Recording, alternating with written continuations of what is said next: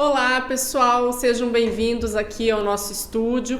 Hoje recebemos a visita do prefeito de Marechal Cândido Rondon, Márcio Halber. Bem-vindo, prefeito, mais uma vez aqui. Bom dia, Maria Cristina, Arno, Ana, Sandro, que está trabalhando aqui com a gente. É uma satisfação estar aqui e poder falar com os telespectadores, né? Do Presente Digital. Bom, eu já vou passar a palavra para a Ana Paula, porque eu sei que ela já tem uma pergunta para você, Márcio. Prefeito Márcio, fim de ano, início de 2023, aí em breve, batendo a porta. Você já pensou se vai promover alguma mudança na prefeitura, no primeiro escalão, na questão de secretários? Definiu alguma coisa ou ainda não pensou nisso? Ana, sempre que há necessidade, a gente precisa promover mudanças, né? Eu não posso permitir que os meus secretários, né, aqueles que ocupam os cargos de primeiro escalão, se acomodem.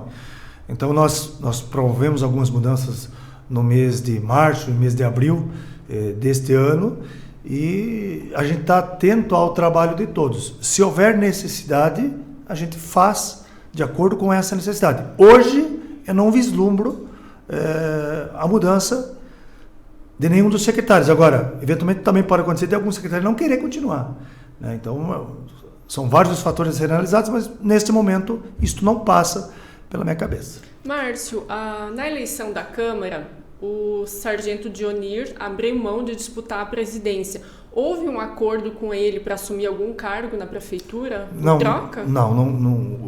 O sargento Dionir não abriu mão. Os vereadores decidiram, os dois, né? O Sauer e o Dionir, que queriam concorrer. E os dois foram muito leais ao grupo, disseram para o grupo que ambos aceitariam a decisão que o grupo tomasse.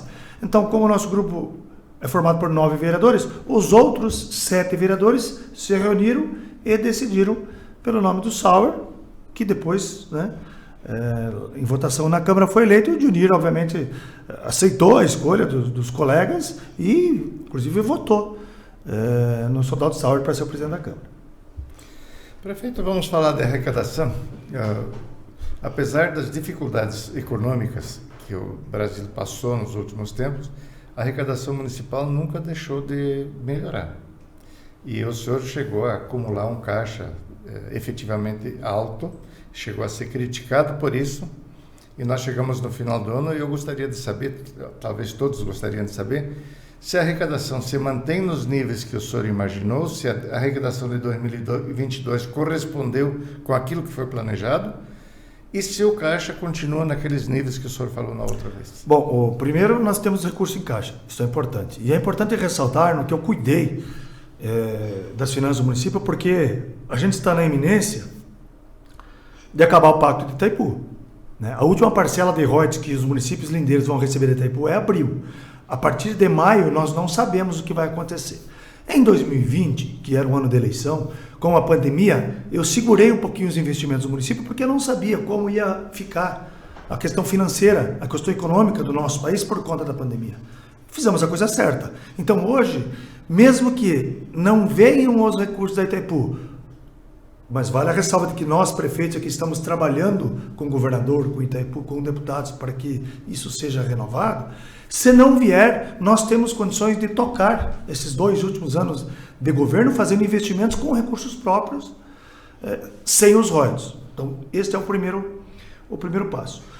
Nós perdemos em algumas fontes de arrecadação. Os royalties, por exemplo, eles caíram um pouco por conta da variação do dólar, né? A receita de royalties que o município recebe é em dólar. O dólar teve uma queda, nós não arrecadamos em 2022 aquilo que nós previmos. Então, nós tivemos um déficit no orçamento dos royalties. Por outro lado, nas outras 2 principais fontes de receita, o ICMS e o FPM, nós melhoramos a nossa arrecadação. Se nós melhoramos a arrecadação, Arno, no FPM e no ICMS, é porque o Brasil foi bem. A arrecadação da União aumentou, por conseguinte, a participação dos municípios no rateio deste bolo também melhorou. Da mesma forma, o ICMS. Nós já superamos aquilo que foi orçado para 2022 no mês de outubro. Porém, as 2 últimas parcelas de outubro e agora o que está acontecendo em novembro é uma pequena queda do ICMS por conta, principalmente do ICM sobre o combustível. Como o município recebe 25% do ICM arrecadado, a nossa arrecadação do ICMS caiu e mês de dezembro ela vai cair também.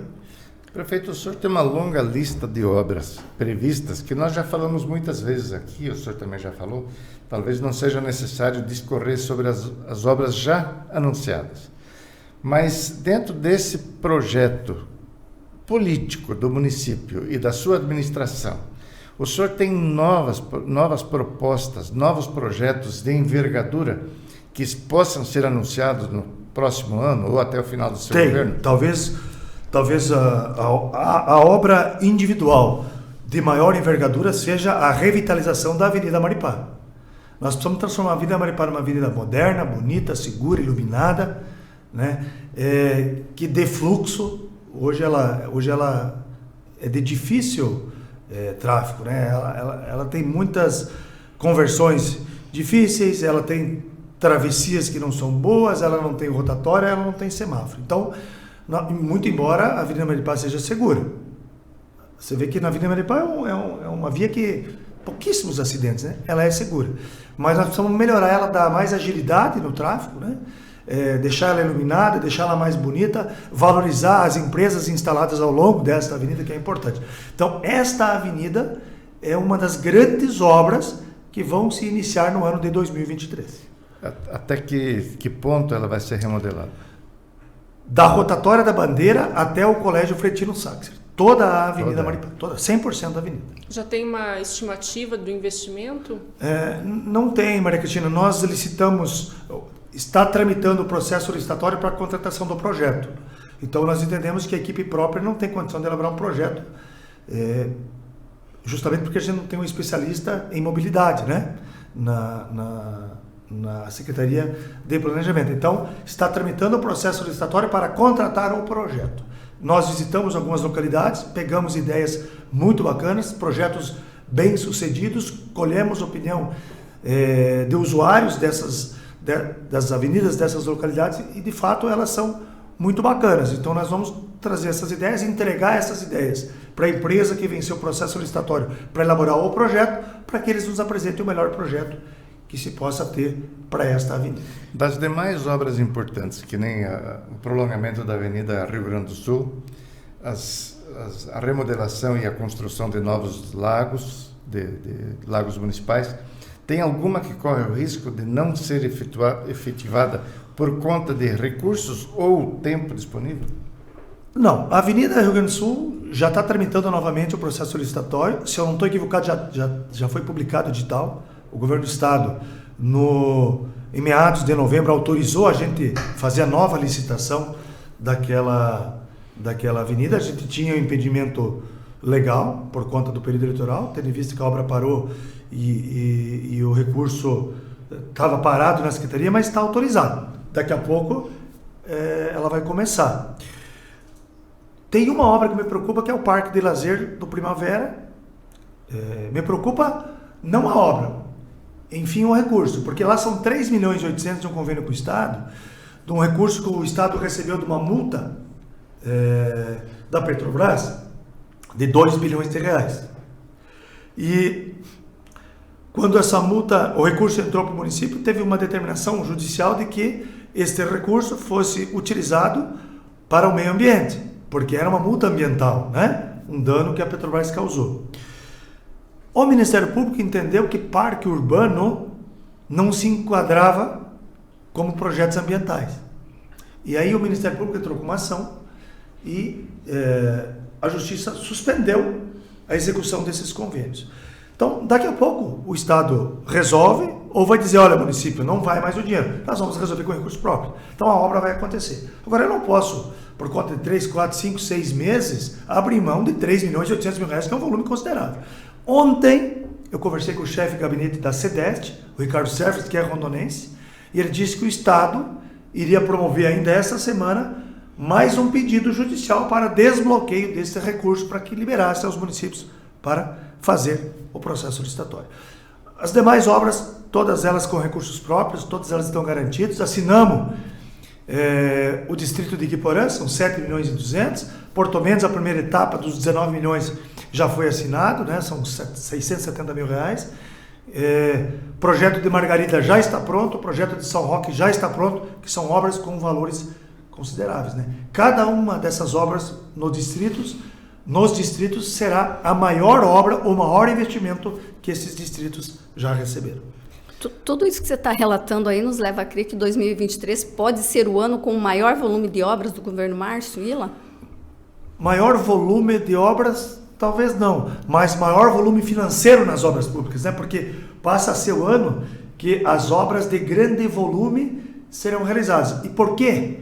Porque nós fizemos o caixa, nós cuidamos durante a pandemia, nós nos preocupamos durante o mandato por conta do fim dos royalties, e hoje a gente tem um volume de recursos importantes, seguro, que mostra uma saúde financeira do município muito boa. Então, por conseguinte, 23 e 24 serão os melhores ou os maiores anos de investimentos da história de Marechal Rondon e, obviamente, do governo Márcio Ila. Márcio, deixa eu retomar um assunto que você acabou citando antes, referente aos royalties de Itaipu, que acabam em abril de 2023, quando as prefeituras recebem a última parcela.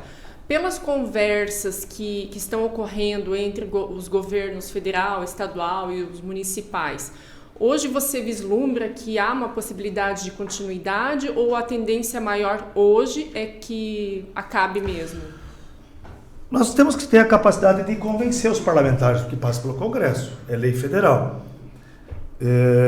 Nós não tratamos isso com deputados federais e com o presidente da República porque nós tínhamos que respeitar o processo eleitoral. Então, nós já conversamos com o governador, nós já conversamos com a direção da Itaipu, nós já conversamos entre nós, nos reunimos, foi feito um estudo de impacto muito bacana por um servidor de carreira da Prefeitura de Foz do Iguaçu, um economista. Então nós temos que ter a capacidade de demonstrar para os parlamentares que a ocupação das águas é permanente. Os royalties são valores que o município recebe, calculando-se a perda na arrecadação por conta do alagamento. Essa perda é permanente. Algumas pessoas já falaram, pois mas os donos da terra foram indenizados. De fato, os proprietários receberam pelo valor, mas o município recebe FPM, por exemplo, recebe ICMS ou recebe ISS ao longo de toda a sua história. E esses impostos os municípios deixam de receber porque nós perdemos área produtiva. Então este é o argumento, é o principal argumento que nós temos que utilizar para convencer os parlamentares de que isto não pode acabar, porque senão existe um prejuízo eterno para esses municípios. Prefeito, em outras oportunidades o senhor já externou o interesse, não sei nem se a convicção, mas o interesse de talvez um dia o município de Marechal Rondon construir uma usina de geração de energia solar para absorver a conta de iluminação pública de todos os moradores do município. Essa ideia ainda existe, habita a sua cabeça ainda ou isso está muito distante de ser realizado? Existe, nós queremos fazer,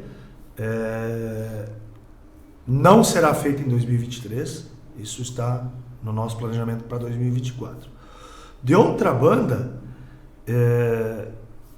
para a redução da iluminação pública, nós fizemos um primeiro processo licitatório,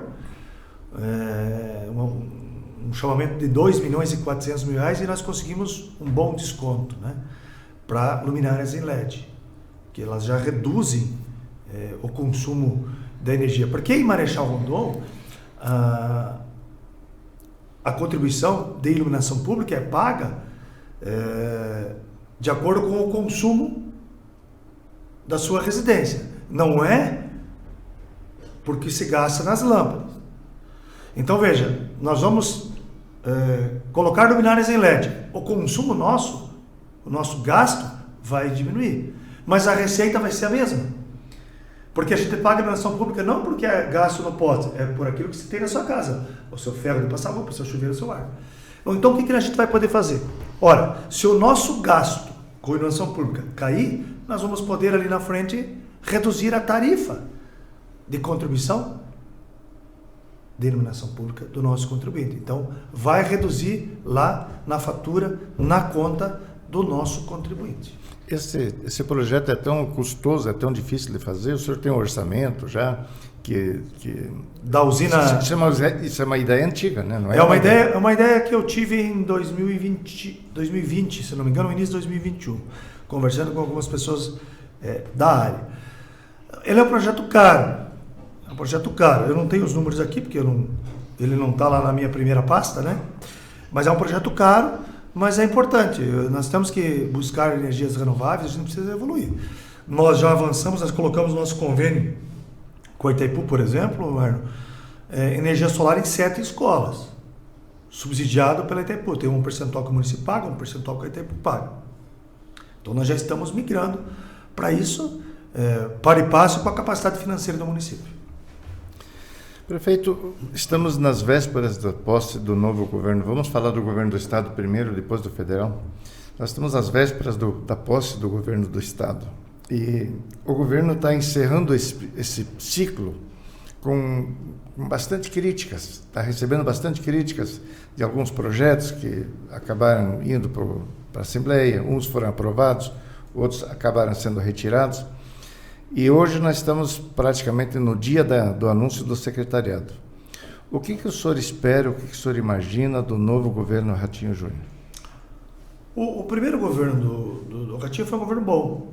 Foi importante para nós municípios, os prefeitos, né? E por consequência os municípios foram bem atendidos. A gente poderia citar aqui em Marechal Rondon, por exemplo, inúmeros investimentos importantes do Estado. Hoje teve uma entrega do equipamento importante aqui para Marechal Rondon, né? Um caminhão e um veículo para o Corpo de Bombeiros. Então, o governo do Estado investiu bastante em todos os municípios. O que eu espero é isso, é que o governador consiga, com a sua equipe, cuidar das finanças do Estado, até eu diria como a gente cuida aqui em Marechal Rondon, para que o Estado tenha uma capacidade de investimento importante. Nós precisamos continuar crescendo. O Estado cresceu, nós precisamos continuar crescendo e é isso que eu espero. Espero que ele tenha cuidado com as contas, que ele faça projetos que ele possa atrair empresas para melhorar a arrecadação do nosso Estado, para que consiga fazer os investimentos onde for necessário. Em diversos momentos, prefeito, você mencionou que o Paulo Martins deve compor o governo, deve ser um nome forte, inclusive. O senhor já sabe para que cargo ele vai? Não, Maria Cristina, a única informação que eu tenho é aquilo que tem saído na imprensa e que eu recebi. Não sei se é especulação da imprensa do Estado ou se de fato o governador já anunciou. Ouvimos hoje alguma coisa de Ricardo Barros, mas eu não ouvi. Mas o Paulo Martins é importante, que eu acredito que ele vai estar no governo, né? Fico feliz, porque foi o nosso candidato aqui, fez uma votação expressiva, para nós é importante. Se ele ocupar um local de destaque no governo do Estado, penso que Marechal Rondon vai ganhar mais uma vez, me deixa muito feliz. Mas eu não sei te responder qual a pasta que ele ocuparia. O senhor acha que o governo do Estado teve problemas a partir do momento que o pedágio foi cancelado e que houve a redução dos preços dos combustíveis, o que gerou naturalmente uma queda de receita em duas frentes importantes? Eu não tenho, Arno, aqui exatamente os valores que o Estado arrecadava, né, com o pedágio. Mas a concessão paga um valor considerável para o Estado. A partir do momento que você não tem mais, você perde essa receita. Perdeu essa receita e perde ICMS por conta do combustível, então de algum lugar isso vai tirar. As pessoas precisam entender que nós, gestores, a gente não vende produto. A gente faz gestão pública com recurso de imposto, de tributo dos contribuintes. Então, quando o ente federativo perde em algum lugar, ele precisa receber de outro, senão as contas não fecham, né? Então eu acho que o Estado perdeu, sim, perdeu valores importantes e isso vai fazer falta, o governador vai ter que tirar isso de algum lugar. Prefeito, nós tivemos momentos políticos conturbados aí, especialmente após as eleições. Estamos nos encaminhando para a posse do novo governo federal. Qual é a sua expectativa para o governo Lula? Eu, como cidadão brasileiro, preciso torcer para que o governo seja bom para todos. Esse é o meu papel como cidadão. Como prefeito, todos sabem da minha posição, né? Mas como prefeito eu tenho que ter uma relação diplomática entre o município e a União, pensando no município de Marechal Rondon, pensando nos munícipes. Então o que eu espero e o que eu desejo é que o próximo governo federal seja um governo bom, um governo que faça investimentos. O atual governo fez bastante investimentos, especialmente em obras estruturantes, o que é importante, estancou algumas sangrias, né? Combateu corrupção em alguns órgãos do governo, o que é importante, e eu espero e desejo que isso continue eternamente. Eu sempre disse que o meu desejo é que o meu sucessor, independentemente de quem seja, faça um governo melhor do que o meu. Esse é o meu desejo para o governo do Estado, esse é o meu desejo para o governo federal. Independente de quem venha a suceder, os próximos presidentes e os próximos governadores, se o sucessor for melhor que o sucedido, nós estamos crescendo. Então esse é o meu desejo, que o governo federal faça um bom governo para todos os brasileiros. Prefeito, como é que o senhor se sente prefeito eleito de Marechal Rondon, dentro de um processo eleitoral tranquilo, seguro, quando o senhor vê os vídeos que são compartilhados diariamente, em grande escala, de pessoas conclamando ou anunciando a intervenção militar que, inclusive para alguns, deveria destituir todos os governadores, o Congresso, o STF e até os prefeitos. Como é que o senhor se sente e o que o senhor tem a dizer sobre isso? Uma insegurança, né, Arno? Uma insegurança bastante grande, porque, infelizmente, hoje,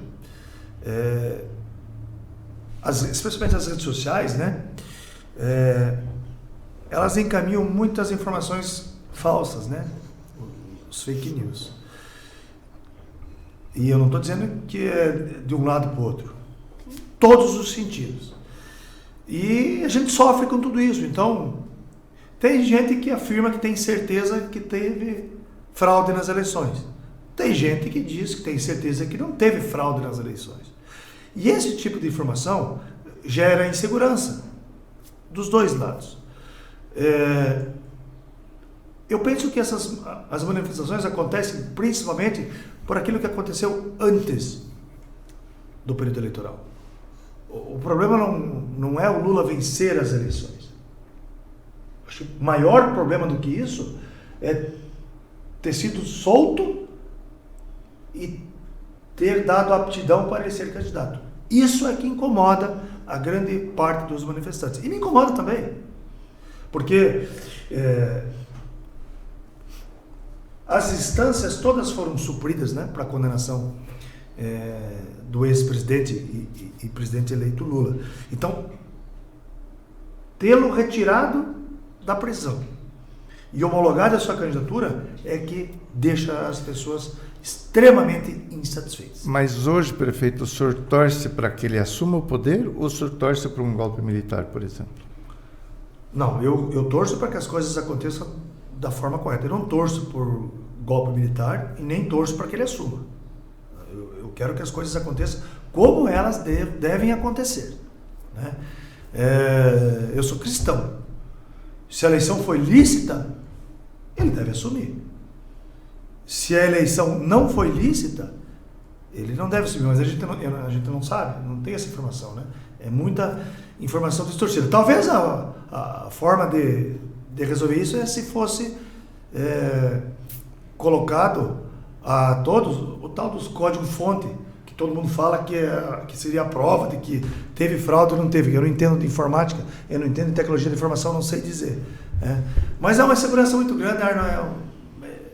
É muito triste ver o país nessa situação. É muito triste. Prefeito, o senhor já deu uma pincelada no assunto, mas eu gostaria de retomar o assunto da Itaipu. Itaipu é uma importante fonte geradora de recursos para os municípios da região.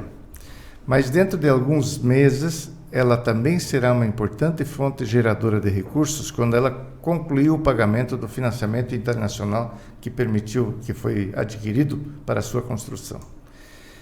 É um volume significativo de dinheiro que hoje preocupa as pessoas, que tem interesses políticos e tem interesses empresariais e econômicos do país sobre o que será feito com esse dinheiro para que ele produza o melhor efeito. Eu não tenho dúvida que o presidente da República, que o governador estão de olho nessa dinheirama toda, né? Os prefeitos também estão. Eu também tenho interesse nisso, né? Embora a minha força é bem pequena, a minha caneta não vale quase nada ali no Itaipu, se é que vale alguma coisa. Mas nós, lindeiros, temos uma relativa força.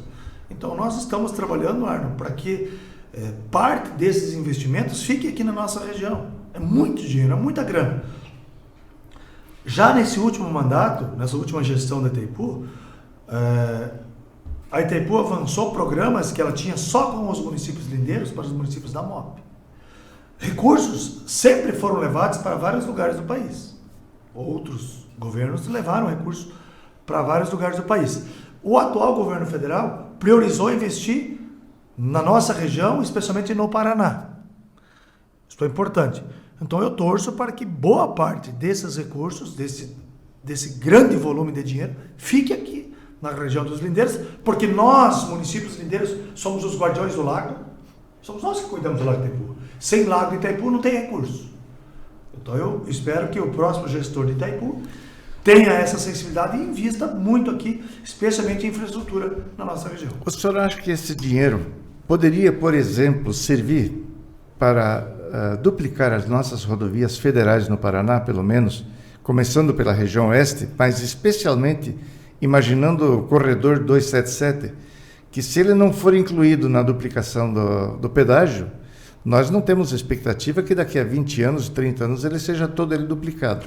É uma situação bem complicada. Deixa eu lhe dizer, ainda quando o general Luna respondia pela Itaipu, eu tive a satisfação de me manifestar lá atrás, depois foi copiada por um candidato, né, a minha sugestão a Itaipu. Falei para ele que, obviamente ele veio de fora, que nós vivíamos numa região onde mais se produz alimento no mundo. É aqui. Nós levamos comida para o mundo todo. Aqui existem inúmeros frigoríficos, existem inúmeras cooperativas. Por aqui trafega a produção do leste do Paraguai. Toda ela passa por aqui. E que a nossa rodovia lindeira, de Marechal Rondon até São Miguel do Iguaçu, era muito ruim. E que carecia de investimentos. E se não fosse pela Itaipu, dificilmente a gente veria esta obra. E na oportunidade o general Luna até me questionou. Ou seja, ele se interessou pela pauta que eu levantei. Depois trocou e a coisa não andou. Penso que é um setor importante. Como eu disse, gostaria que boa parte desse grande volume de recursos ficasse aqui e que fosse investido em infraestrutura. Eu, nesses 6 anos de governo aqui, junto com o ILA, nós investimos muito em infraestrutura. Infraestrutura é muito importante porque ela fica, ela é permanente, ela deteriora a longo prazo e ela não te onera a curto prazo. Então eu gostaria que a Itaipu, de fato, mas isso passa pelo governo federal, passa por determinação do presidente, né? Que ela investisse na nossa região, sim, com boa parte desses recursos, em obras estruturantes. É o mais importante na minha visão. Prefeito, citando isso que você acabou de falar, há poucos dias o vereador Arion deu uma entrevista aqui para nós e foi questionado se ele recebeu o convite para fazer parte do grupo de situação. Ele respondeu que sim, mas que não aceitou por questões de princípios. E um deles, que eu me lembro, ele falou a questão de que ele defende uma gestão mais humanizada, não só voltada à questão de obras. O que o senhor tem a dizer a respeito disso? Eu tenho a dizer que ele faz parte de um grupo que fazia cirurgia fantasma. E o nosso governo atende pessoas. Eles atendiam fantasmas. Aliás, o governo do qual ele fez parte, e hoje o grupo político que ele defende, tinha fura-fila na saúde. E isso foi ele que falou da Câmara. Não fui eu. O grupo deles mandava mulheres em trabalho de parto para fora da cidade. Nós estamos cuidando das mulheres aqui. Hoje, boa parte dos rondonenses recebe o remédio em casa. Nós estamos reformando o CIS. Quem vai doar sangue em Marechal Cândido Rondon. Isso é só saúde. As nossas crianças todas têm uniforme escolar. Não tinha. Nós compramos 2 ônibus novos para a saúde, para transportar os nossos rondonenses, enquanto eles transportavam em ônibus velho e não compraram nenhum em 8 anos. Os nossos produtores rurais, que são a mola propulsora da economia do nosso município, não tinham máquina para ser atendido. Marechal Rondon não tinha uma pantaneira. Nós compramos 3. Todas as estradas rurais do nosso município têm solo brita. Todos os nossos produtores rurais, que são humanos, hoje têm segurança para escoar a sua... Então eu não sei quais são os princípios que o vereador Arion defende. Nós atendemos pessoas. O governo do que ele fez parte e o grupo que ele atua, acabou com o esporte, Marechal Rondon. Inclusive, ironia pouco é bobagem, o ex-prefeito defendeu outro dia comprar o Clube Concórdia, né, que deve ser um preço altíssimo, porque é uma região privilegiada, e a piscina, ele sugeriu que a quadra e a piscina pudessem ser utilizados pelo secretário Diogo do Esporte. Ele acabou com a piscina e com a quadrinha rebaixada no Parque das Exposições. Isso é cuidar de gente? Ele entregou uma área que tinha uma pista de atletismo, o grupo que ele faz parte, que tinha uma pista de bicicross, para o Estado, construiu fora e deixou os atletas sem pista, e são campeões paranaenses. Nós entregamos uma pista para eles. Então eu acho que o vereador Leão precisa repensar a condução das suas palavras, porque o grupo que ele faz parte não cuidou de pessoas, e nós estamos cuidando. Procede a questão que ele levantou, que tem fila de 5 anos no setor ortopédico de atendimento? Eu não sei se tem fila de 5 anos, mas as filas existem. Vale a ressalva que quando nós assumimos, tinha protocolo lá de 2014, que não foi atendido, quando eu assumi. Também é importante ressaltar que durante a pandemia, durante 1 ano e meio, procedimentos eletivos foram suspensos. Isso tudo acumulou. Ele precisa ter a hombridade de falar para a população que média complexidade não é obrigação do município. Ortopedia é média complexidade, é obrigação do Estado. E nós estamos fazendo. Demora? É difícil? Mas nós estamos... Isso é atender as pessoas. Já está tramitando o processo licitatório para ampliar o hospital municipal, para a gente poder fazer cirurgias ortopédicas no nosso município. Ou seja, ele quer pegar carona naquilo que a gente anunciou, para depois dizer que, por conta que ele pediu, é que agora está sendo feito. Então, acho que ele esqueceu o passado recente do que ele viveu enquanto assessor jurídico especial do prefeito, que era um cargo para acomodar as pessoas, e subprocurador-geral. Aquele grupo político, aquela gestão do que ele fez parte, não cuidou das pessoas. Como eu já disse, cuidou de fantasma. Prefeito, nós estamos se encaminhando para o final do ano e durante esses últimos meses nós fizemos aqui uma série de entrevistas com vereadores, inclusive uma foi com o vereador Arião, que é a oposição ao senhor, mas com vereadores de situação e todos eles manifestando a sua opinião com relação ao governo municipal e também se manifestaram sobre os seus interesses em relação às próximas eleições. Em que pé está a escolha do candidato à sua sucessão? Eu só preciso complementar no que eu falei com a Maria Cristina. De fato, o vereador Arion foi convidado para compor a base junto com todo o progressista. E ele não quis, e aí é o direito que ele tem e tal. Arnon, não adianta eu querer que o Arnon seja o candidato, se os eleitores querem que seja Ana Paula. Então, a minha escolha como candidato a prefeito em 2016 foi por pesquisa. A escolha do Ila como vice foi por pesquisa, e é assim que nós vamos fazer. Agora, eu acho interessante as pessoas se manifestarem, dizerem que elas têm interesse, né? Do nosso time já se manifestou de forma pública o Tadeu, já se manifestou de forma pública o Baques, já se colocou à disposição o Gordinho, enfim. O presidente da Câmara, o Sauer. Futuro presidente da Câmara, né? O Sauer. Eu acho que é importante as pessoas colocarem o seu nome à disposição para a população saber, olha, tem essas opções, quem que é melhor para nós? Acho que é salutar. Mas nós vamos conduzir assim. E qual vai ser o critério de escolha? O senhor já falou que vai ter pesquisa, mas não é só a pesquisa que vai escolher o seu candidato, certamente. A possibilidade de vitória. Isso já é o primeiro ponto, né? E a possibilidade de vitória é a intenção de voto e rejeição baixa. Não adianta eu ter 30% de intenção de voto e 40% de rejeição. Não vai a lugar nenhum. Né? Então a gente tem que analisar isso tudo, analisar os números, analisar a capacidade de gestão, analisar a aglutinação dos nossos companheiros, né? Para fazer a escolha da melhor dupla. Agora, o que tem que ficar claro, só tem 2 vagas, né? É prefeito e vice, e os demais não tem como. É assim que funciona. Essa escolha e a definição dos nomes deve ficar só para 2024 ou vocês pretendem antecipar para o ano que vem? Você até pode antecipar, Maria Cristina, mas você pode fracassar, né, nessa antecipação. Pode acontecer alguma coisa ao longo do caminho. Então, na verdade, na prática, a decisão acaba acontecendo lá em julho, nas convenções de 2024, lá que você decide de fato quem vai ser o candidato. Porque você pode anunciar que o meu candidato é a Maria Cristina. E daqui a pouco acontece alguma coisa, a Maria Cristina, olha, não quero mais. Ou as pessoas dizem, ó, não queremos mais a Maria Cristina. Né? Ela entrevistou o prefeito lá, foi muito incisiva, não queremos mais ela, não serve para ser nossa prefeita. Então, o eleitor, você tem que estar atento a tudo e todos. E o eleitor muda de opinião, a gente tem que ouvir, respeitar a opinião do eleitor. Esse é o meu sentimento. Prefeito, uma das suas grandes virtudes, além da gestão do dinheiro público, que o senhor demonstra ter um apreço especial, é como o senhor construiu um grupo político tão forte e tão consistente. O senhor acha que o senhor consegue transferir esse grupo de forma integral ao novo candidato a prefeito? O que o senhor pretende fazer para que o novo candidato a prefeito seja o herdeiro desse patrimônio político? Eu vou trabalhar para que o nosso grupo permaneça unido. Não depende só de mim.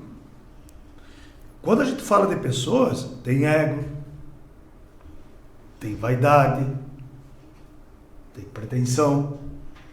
Então, eu gostaria que todos pensassem de que aquilo que é bom para o grupo é bom para todo mundo.